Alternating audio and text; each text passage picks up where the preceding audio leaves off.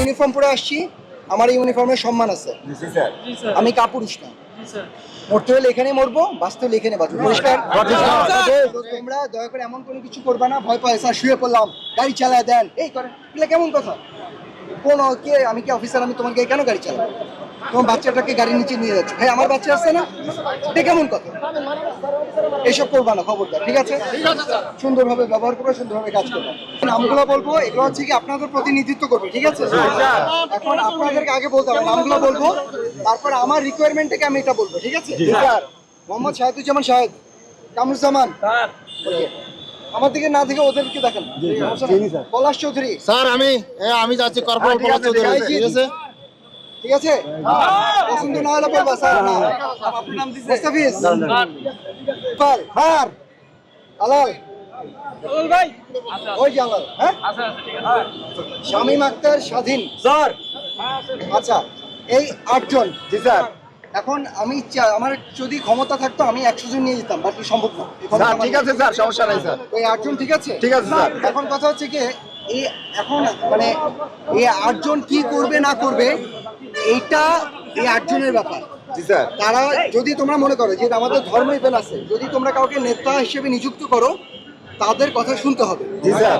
এটা আমাদের সেনাবাহিনী আমাদেরকে এটা শিক্ষাটা দিচ্ছে। আমরা সবাই ডিসিপ্লিন সোলজার এখানে, ঠিক আছে? এখন কথা হচ্ছে, আমি জানি না, এর আগে আমি আমার অভিজ্ঞতা থেকে বলতেছি, একটা গ্রুপ এর আগে যায়, যাওয়ার পরে তারা বুঝে এসে তাদের কথা কেউ শোনে না। এই গ্রুপটারও এরকম যাবে, যাওয়ার পরে তারা ফেরত আসবে, তারা তোমাদেরকে বোঝানোর চেষ্টা করবে, তোমাদের মধ্যে অনেকে থাকবে তারা কথাটা বুঝতে চাবে না। এটা কেন চাবে না আমি বলি, কারণ এখানে হইতে পারে কারো কিছু দুষ্ট বুদ্ধি থাকতেও পারে। ভাঙলে মানে ডিভাইড অ্যান্ড রুল বলে একটা কথা আছে, ঠিক আছে? আমি একটা কথা বলবো, এখানে আমরা আলাদা আলাদা প্ল্যাটফর্ম না, আমরা সবাই একই প্ল্যাটফর্ম, ঠিক আছে? এখানে আমরা অমুক তমুক এই সেই এগুলো কিছু নেই, ঠিক আছে? তো আগে তোমরা আমাকে কথা দিতে হবে, এই 8 জন ওরা যে সিদ্ধান্ত নিয়ে আসবে, সিদ্ধান্ত না, ওরা তো সিদ্ধান্ত ওদের দেওয়ার ক্ষমতা আছে? সিদ্ধান্ত কে দিবে? আমাদের ঊর্ধ্বতন কর্মকর্তা ওনারা দিবে।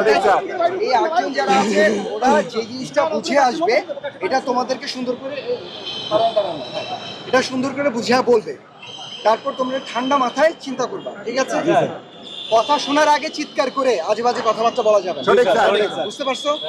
আমরা সবাই একটা সমাধানের জন্য এখানে আসছি, সমাধান না করার জন্য এখানে আসিনি। এখানে একটা মানুষ যদি আজে বাজে কথাবার্তা বলে সেটাই পরিবেশ নষ্ট করার জন্য যথেষ্ট।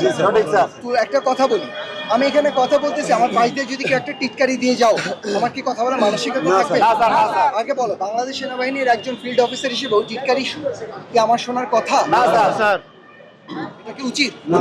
আমার সম্মান রক্ষা করার দায়িত্ব কাদের? তোমাদের। তোমার সম্মান রক্ষা করার দায়িত্ব কার? আমার। সো এমন কোনো কাজ করো না যাতে আমরা একজনের সম্মানটা নষ্ট হয়।